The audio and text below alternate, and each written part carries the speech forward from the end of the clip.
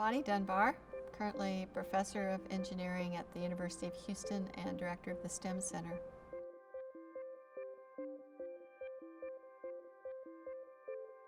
When I was in high school, so I was interested in space flight and the lunar missions, just the whole discovery and exploration of our universe when I was third, fourth grader, and I had a sixth grade teacher who encouraged me to go on to math and algebra and trigonometry and geometry. And my senior year, I was accepted to the University of Washington. I wasn't quite sure what to major in, but I did want to work in the space industry, and it was my physics teacher, Mr. Anderson, who suggested engineering.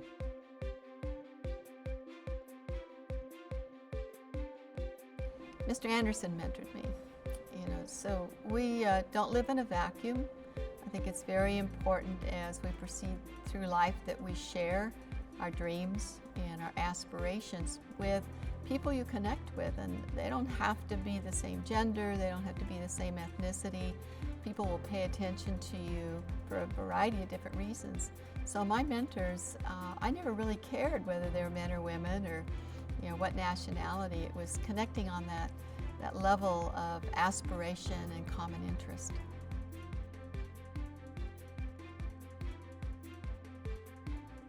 It's interesting. I will tell a story. I didn't know till I arrived at the University of Washington that there were only 6 young women and 2,000 men. It just never occurred to me. It never occurred to Mr. Anderson. And I grew up watching Mr. Wizard on TV, and Mr. Wizard always had a boy and girl in the classroom, in the lab, and I was the oldest of 4 kids, and my dad let me drive the tractor first, and so it never occurred to me.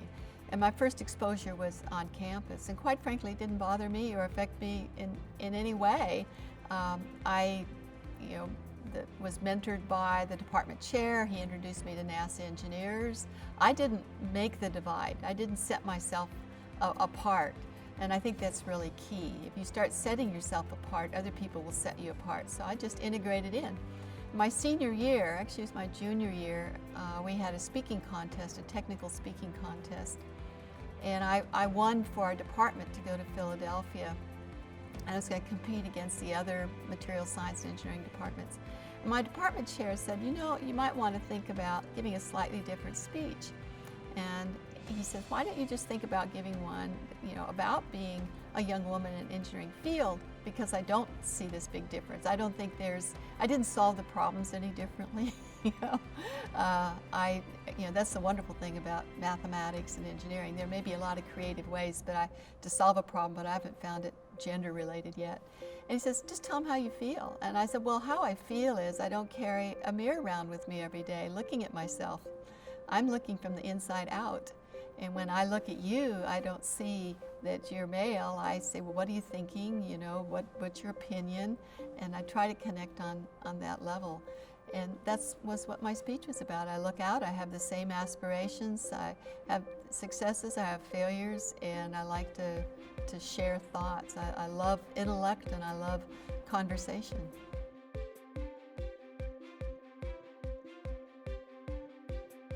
Because they're a talent that our country needs, and if you visit other countries, there are some countries that I have interacted with that you might not think that 50% of the engineers are female, but they are. Certain parts of Turkey, certain parts of South America.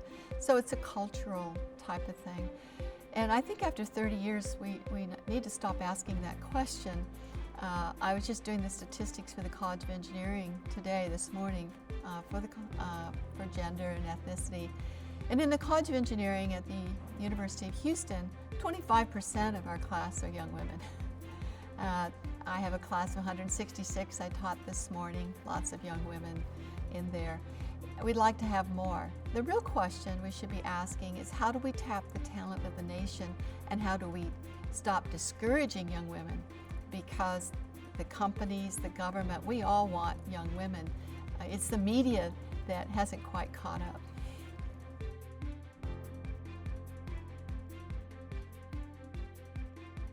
My biggest challenge, I've been asked that question so many times, not having enough time to do everything that I want. and probably getting slower as I grow older. Those are my biggest challenges.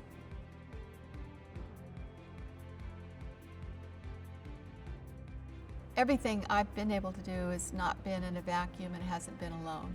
I didn't build my own spaceship. I had an opportunity to help build the space shuttle as a young engineer, and I'm very proud of that.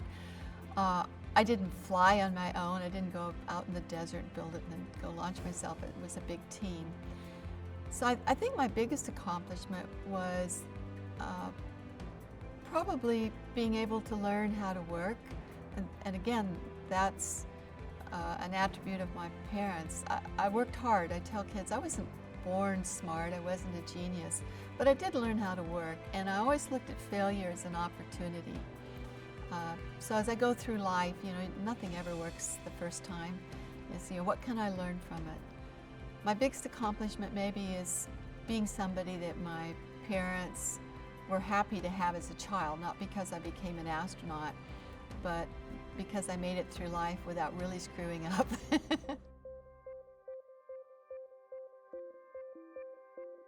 What do I have for the future? I hope that this nation regains its spirit, its energy, and its will to continue exploring space, because we're not just falling behind. I think we've fallen behind.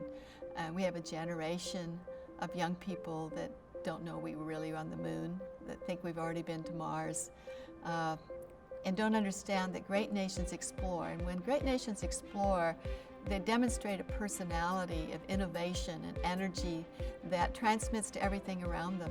When they cease exploring, they atrophy. We've seen that throughout history. I worry about that.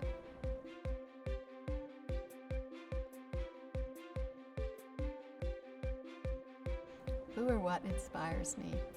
I've been inspired by many people, but what really propelled me on, and I think that's true of many people who find what they call a passion. What's a passion? It's something that connects on a very deep level. It has no logical basis.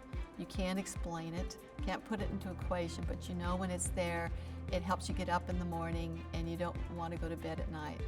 What inspires me is the quest for knowledge of our universe, intellectual curiosity, and the physical exploration of space. That inspires me.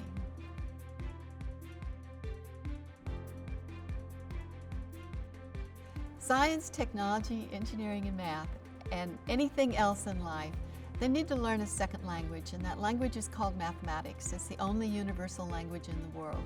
I've trained in Germany, I've trained in Russia, I had to learn both languages. The mathematical equations are the same, the laws of physics are the same. And that foundation, that basis of learning how to solve problems and to think logically can translate to just about every career and occupation you can think of.